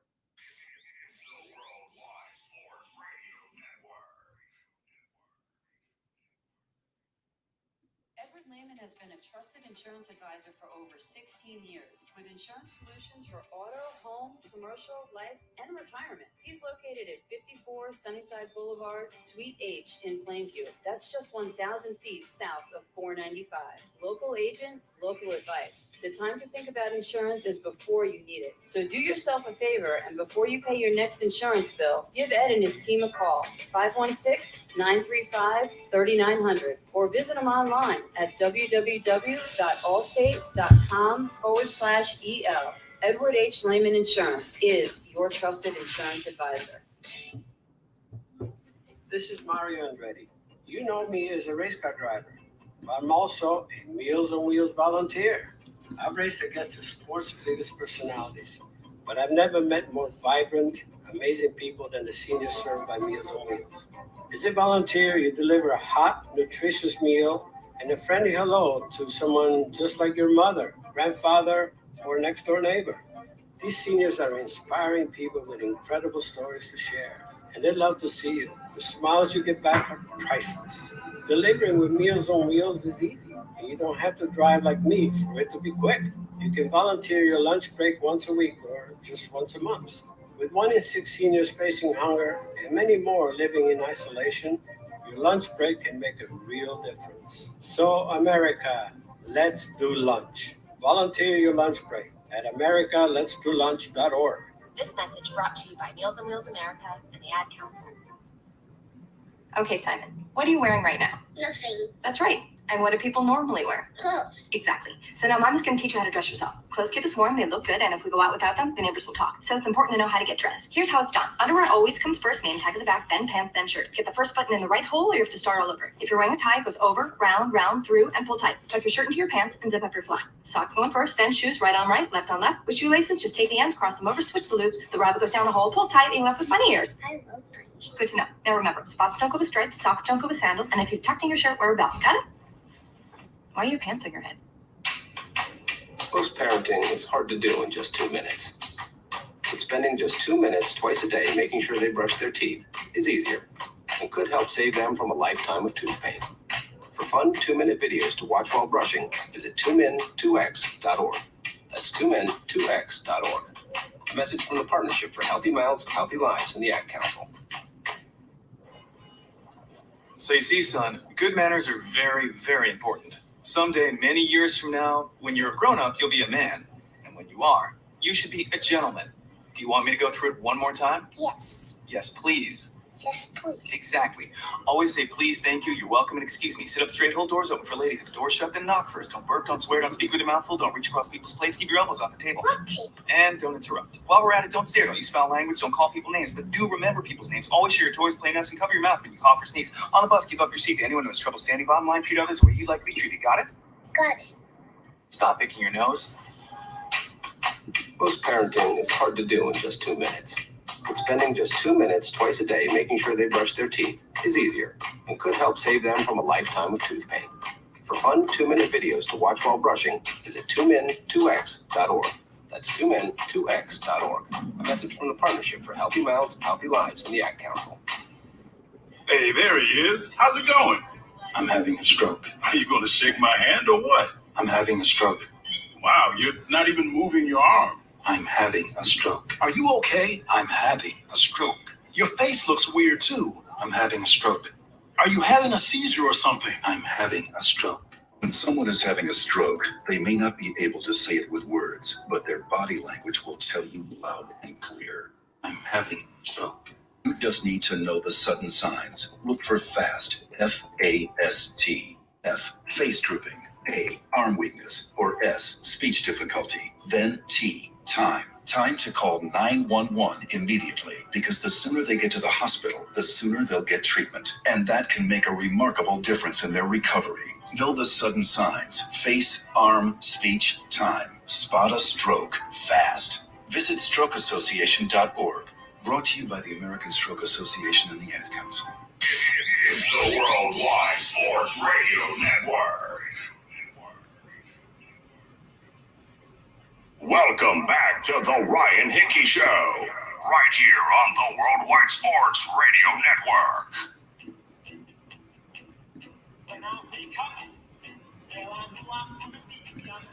And welcome back into the Ryan Hickey Show. Where else? The Worldwide Sports Radio Network. We appreciate you making us a part of your Monday morning here. We just talked about who had some pretty brutal Sundays, and there is actually a good amount of candidates on this early Monday morning for the worst Sunday. Obviously, Will Smith, Chris Rock, two leading candidates after what happened yesterday, which I do think the slap was fake, by the way. We'll get into that a little bit more in a second here. The Nets, in Kyrie Irving's return home, suffered a brutal loss to the Hornets, which now puts them in 9th in the East, which is a killer. The Sixers lose to the Suns, and in the process have James Harden put up another bad game against a good opponent. Welcome to what the postseason is going to be like for Philly. I think another team that is in the running for the worst Sunday are the Lakers. Because after yesterday's game, I think it's obvious now. The Lakers are going to miss the playoffs this season. For a while, no one viewed them as contenders, nor should we, but we always thought, all right, they'll make the playoffs. Maybe they'll win a play-in game or two, but they're going to get smoked in the first round if they make the playoffs. Now, I don't even see a path for them to make the playoffs. Yesterday's loss was, I thought, the final nail in the coffin for their season. They've fallen to 10th place in the West, which is the final play-in spot, and they are just one game up on the Spurs with just 9 to go. They are in a brutally, brutally bad spot, in part because last night, not only did they blow a 23-point lead to the Pelicans, a 23-point lead, gone. Blew that to the Pelicans. You also had LeBron James hurt his ankle during the process. So let's start with that first. Because this is really, part of it where LeBron gets hurt. He's not going to be at 100%. He never was 100% even going to the game. But now another ankle injury. He's only going to make a run to the postseason even more difficult for the Lakers. He rolled his left ankle really, really badly at the in the first half. Now, to his credit, played and stayed in the game, finished amazingly with 39 points. Even when this guy basically has no legs, he's been dealing with injuries all season long to his knee, to his ankle. He's been in and out of the lineup. He is going to be, basically hobbled for the rest of the season. He is still playing at a high level. But that was really interesting post-game when he was asked about the ankle injury and just kind of revealed, honestly, how much pain he was in. He admitted after the ankle injury, he lost all of his explosion. So really driving to the rim was not, a big play for him. Trying to blow by defenders. Now, he did have a block later on in the game, but for the most part, his jumping ability was limited. So that means he had to settle for a lot of jumpers. Now, he's hitting them, don't get me wrong, but a big part of his game, which is, driving down the lane, drawing fouls, getting to the hoop, going for layups, going for dunks, that part is compromised. Now it's just another ankle injury that LeBron said limited his explosion. He said after the game, his ankle felt horrible, admitted he wasn't even sure how he was able to finish the game. This is really bad news for the Lakers because, yes, he stayed in. And honestly, knowing LeBron, he's probably going to play these next, this final string of the season. He's not going to be sitting out. But now when you have an ankle injury that already severely, or that is now going to limit his abilities, it makes winning that much more harder, that much more difficult. Because guess what? Even when LeBron plays well, the Lakers still can't win. Yesterday was the 17th time this season where LeBron has scored 30 or more points in a game and has lost. Think about that. 17 games this season that the Lakers have lost when LeBron has scored 30 or more points. So even when he's playing well, the Lakers can't win. Now what are they going to do if LeBron is hobbled, if he's not playing, Superman? How are they going to compete? I don't see how they are. This team is in big time trouble, and now just being one game up on the Spurs, when you finish with a gauntlet of a schedule, this team is not making the playoffs. Because let's look at how they finished the season. This is a large part of why I think they're out. They finished with the second hardest finishing schedule of any team in the NBA. Let me just rattle off quickly the games they have left. At the Mavericks, at the Jazz, home against the Pelicans, home against the Nuggets, at the Suns, at the Warriors, home against the Thunder, and at Denver to close out the season. Mavs, Jazz, Pelicans, Nuggets, Suns, Warriors, Thunder, Denver.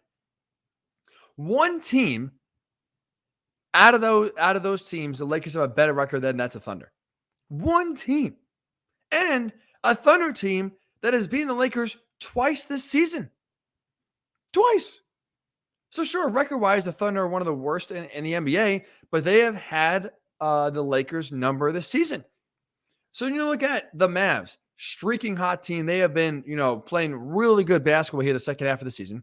Jazz in Utah is going to be a very tough game. Pelicans just beat the Lakers last night and erased a 23-point deficit in doing so.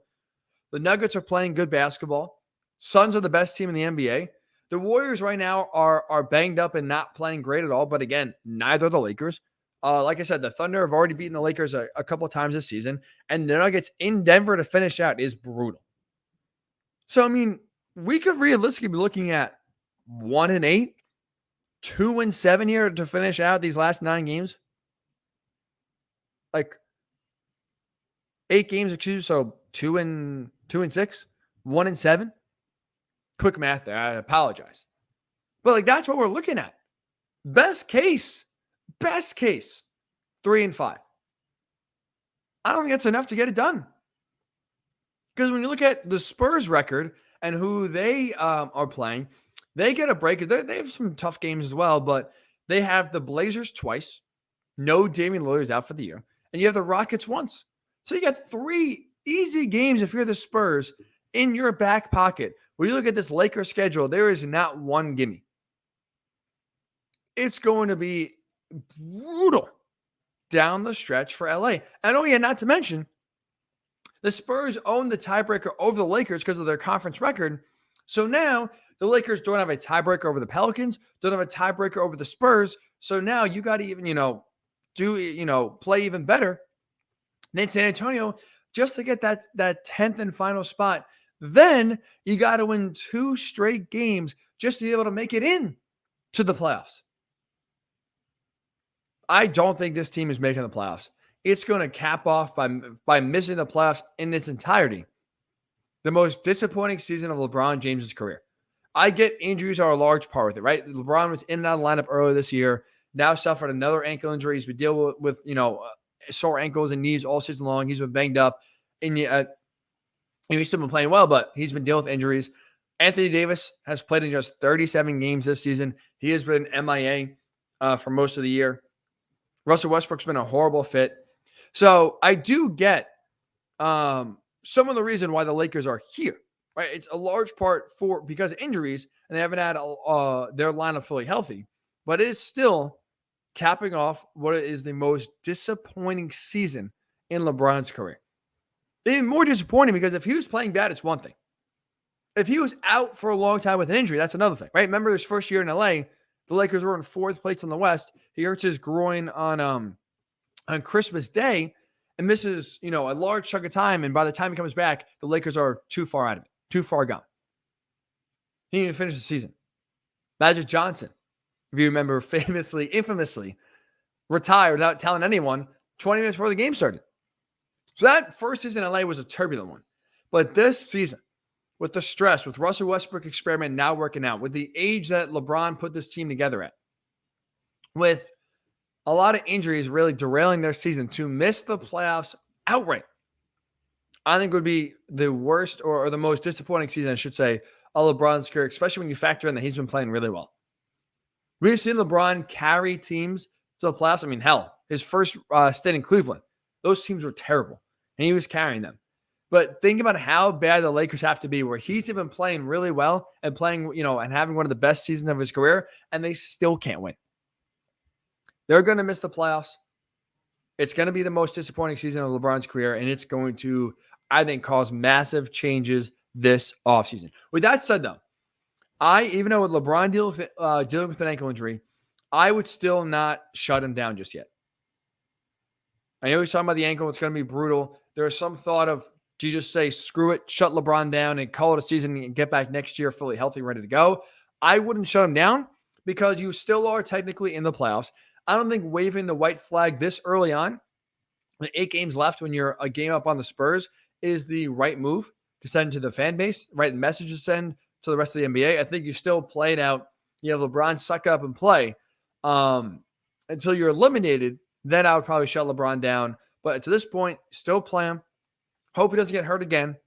And hope magic could somehow set in to where they look at this gauntlet and go 4-4. And just hope that the Spurs stumble and don't get hot. But the Lakers are missing the playoffs. They're in a really, really rough spot. And it's going to be a hell of an offseason in LA, that is for sure. So when we return here to wrap up the Ryan Hickey Show on a Monday, we'll discuss the slap heard around the world. Was it real? Did Will Smith actually slap Chris Rock? And also give you some Final Four takeaways here as the field is set. We'll do that when we return us into the Ryan Hickey Show on the Worldwide Sports Radio Network.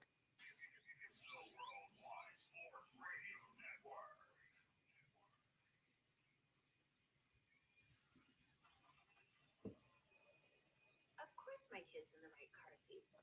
Well, I think he is. Yeah, my kid's in a booster seat. He was ready to move up. He is ready, right? Her car seat looks like the right size. There are probably rules on when to move up to a booster seat, aren't there? Rear facing, forward facing. I think I have it right. Car crashes are a leading killer of children 1 to 13. Are your children in the right car seat for their age and size? Don't think you know. Know you know. Go to safercar.gov/the right seat.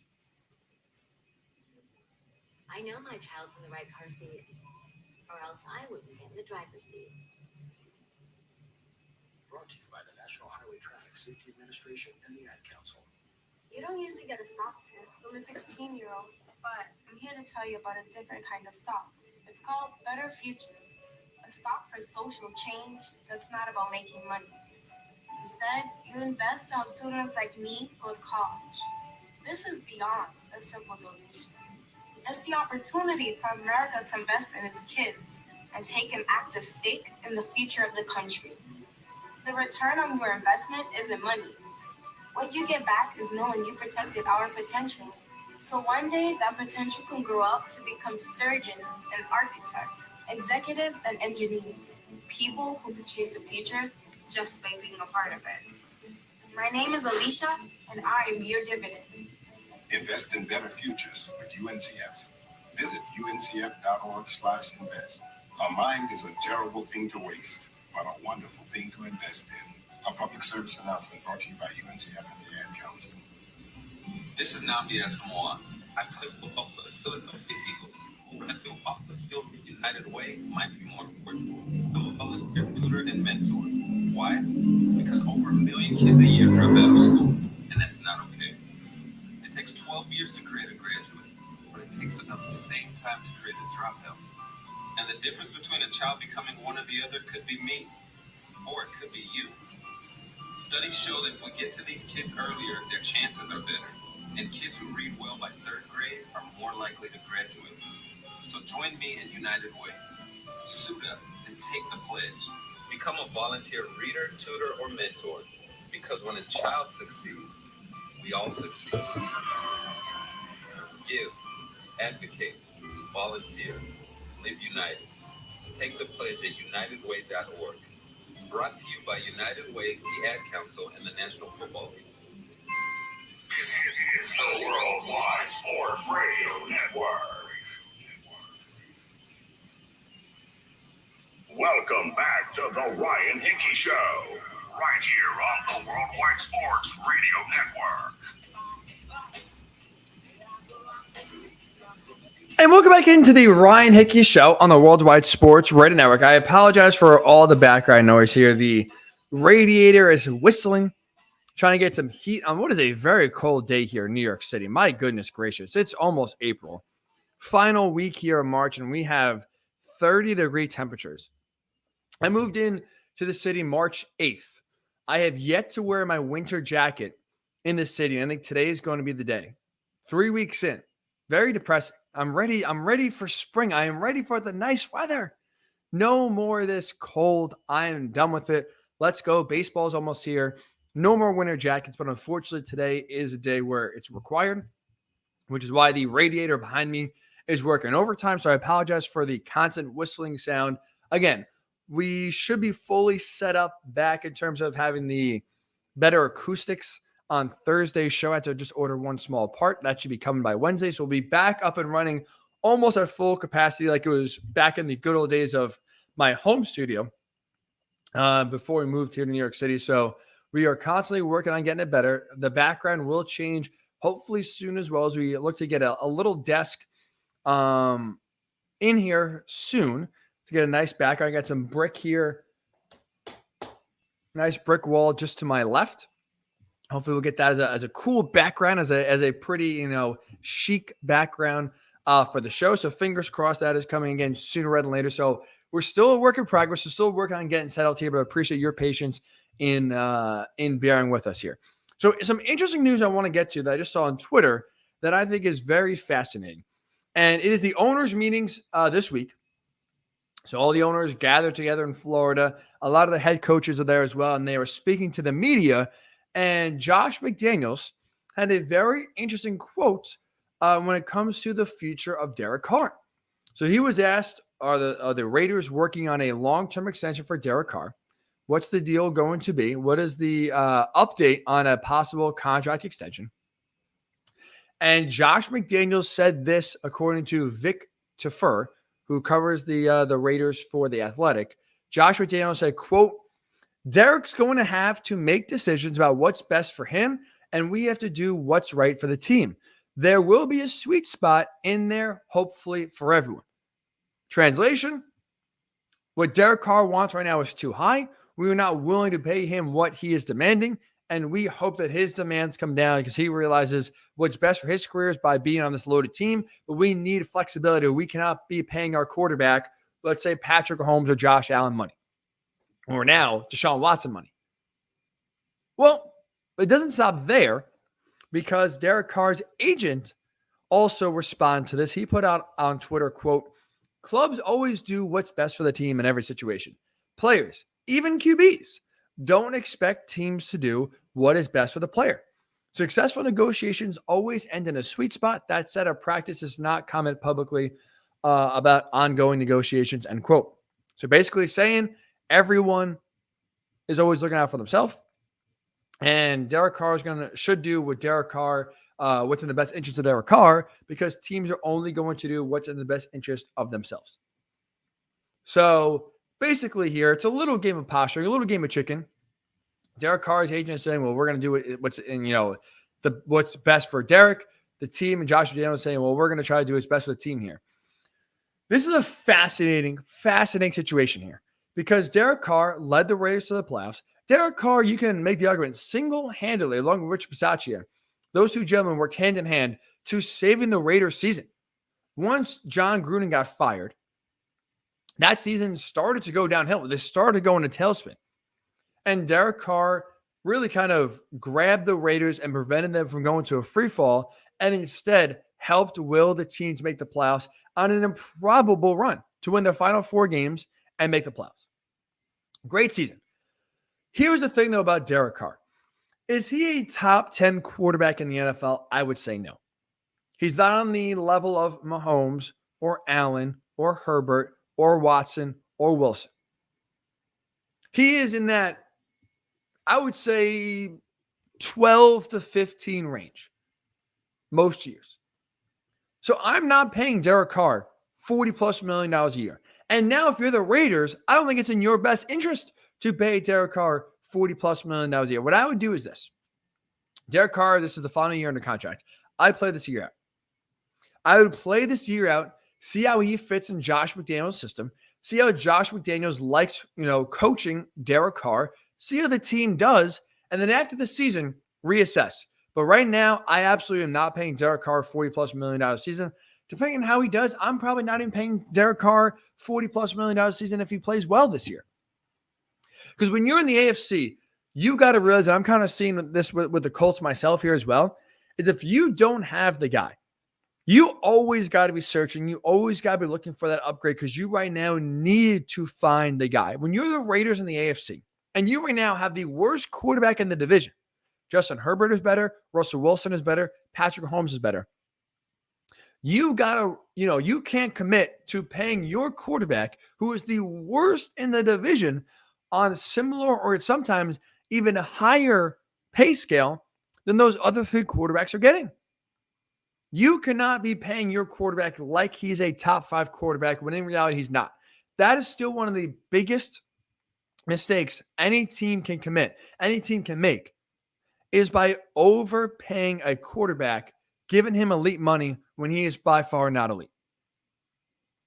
And that's the decision the Raiders right now have to avoid. Because right now, Derek Carr is not an elite quarterback. I don't think he will ever develop into being a top 5 quarterback in the NFL. But when you look around the AFC, all these guys, that are young are right there in the elite category. Josh Allen, Mahomes, Russell Wilson, Justin Herbert, Joe Burrow, Deshaun Watson. Let's not forget about Lamar Jackson, who won an MVP. Like, there is a lot of young, talented quarterbacks that are going to be here for the next decade. And before committing $40+ million a year to Derek Carr, before setting your team back financially to where if Derek Carr doesn't work out, you're eating a large amount of money and making it harder for you to find that franchise guy, I am taking it year by year. I think flexibility when it comes to quarterbacks, you don't have the guy. Right? If you don't have a top 10 quarterback right now on your team, the biggest thing you have to prioritize then at the quarterback position is flexibility. Is the ability to pivot if things don't work out. Again, being a Colts fan, I've seen the Colts in the quarterback carousel now for the last 5-6 years. And the biggest thing to the Colts' credit, even though they have yet to find a guy, like the guy, they have also yet to commit big money to finding the guy. Sure, they gave up a first-round pick for Carson Wentz, and that now in hindsight looks awful. It does. They took a chance on what they hoped to be a reclamation project, where they hoped that Carson Wentz would regain some of the magic that he had in Frank Reich the first time those two worked together in Philly.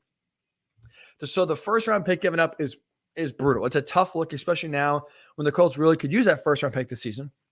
But financially, they didn't commit a ton of money where they had the flexibility, if things went south, to move off of Carson Wentz like they did. They bring in Matt Ryan, where they have the flexibility if Matt Ryan either doesn't play well or if they find an opportunity next year to get their quarterback of the future, they have the ability to do so. The Raiders, I think, have not found their guy in Derek Carr. Derek Carr is a top 15 quarterback, but I think he is in the same category as Kirk Cousins. Some nice stats. I don't trust to win the big game on a consistent basis. I think for the most part, Derek Carr is, I would say, underperformed and underachieved in recent years, not counting last year, and has really, not prevented or not allowed the Raiders to go and reach their full potential. So I'm not paying Derek Carr $40 million a year to hopefully be the guy when he hasn't shown you he can be the guy. Like, that's, for me, that's the big thing. I don't pay in hope. My quarterback situation is not based on hope. I don't want to pay a quarterback and say, oh, I hope he can someday be a top 5 quarterback. Oh, I hope we can compete on a year in and year out basis. I hope what we saw last year is what we'll see again, on a consistent basis moving forward. I don't like the idea of paying a quarterback after one good year. I don't like the idea of paying a quarterback $40 million a year and hoping he can turn into that guy. That, to me, is what the Raiders are doing if they pay Derek Carr. So I think they're right now, at least publicly, doing the right thing. Josh McDaniels is telling you right now what Derek Carr is asking for is too high, and we're not going to pay him what he wants. We got to find that sweet spot, which means Derek Carr's number has to come down. We don't know what the number is. We don't know if he wants $50 million a year or 45, 40. I have no idea.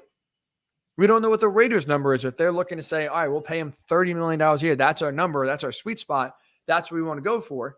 We don't know each way what each side is looking for.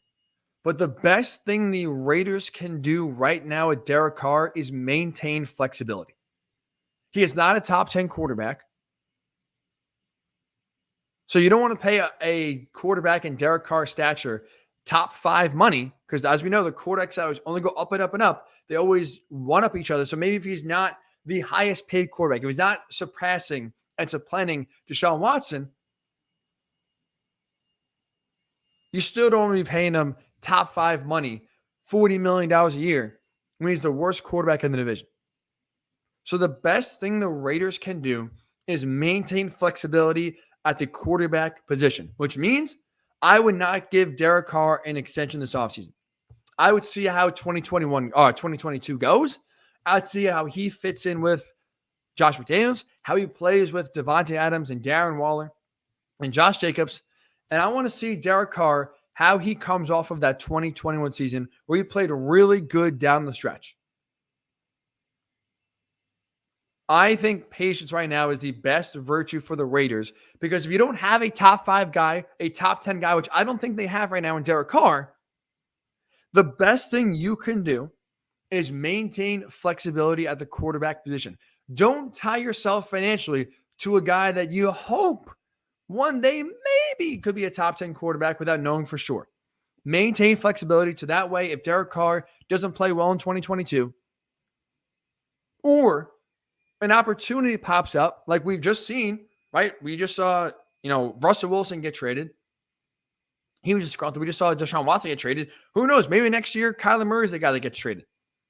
You need to maintain flexibility, because at any point, if any quarterback becomes disgruntled, if any quarterback in the draft you fall in love with, you need to maintain financial flexibility at the quarterback spot, but you don't have an elite quarterback, so that way you can always pivot and get the next guy you hope can be your franchise quarterback.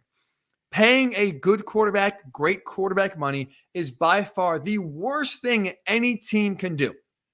The number one cardinal sin, I think, NFL teams could do. So if you're the Raiders right now, you don't give Derek Carr an extension.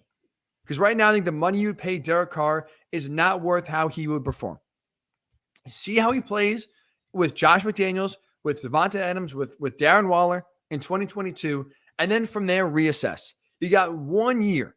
Use that year where Derek Carr is reasonable price-wise, and see how he plays before reassessing, and see what the market for other quarterbacks are like next year before committing $40+ million a year to a quarterback in Derek Carr that has really never been a top 10 quarterback so far in his career. Maintain flexibility at the QB spot. That should be the Raiders' number one priority, which means you can't give Derek Carr a contract extension this offseason. So that'll do it for this edition of the Ryan Hickey Show right here on the Worldwide Sports Right Network. Appreciate you starting your week here with us on the Worldwide Sports Right Network. We will be back on Thursday. So between now and then, hopefully you don't get slapped. Make sure to avoid Will Smith if he's walking down the street. Stay sane, as always. Stay safe. And we'll talk to you on Thursday right here on the Worldwide Sports Radio Network.